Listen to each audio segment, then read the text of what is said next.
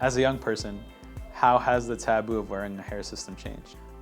So for me personally, I haven't gotten any bad feedback.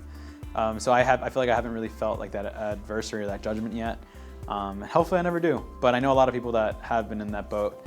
And I think now is the kind of time where things are changing. I feel like way back when, like in the 30, 40 years ago, like the hair systems that they had back then are incomparable as to what they can do today.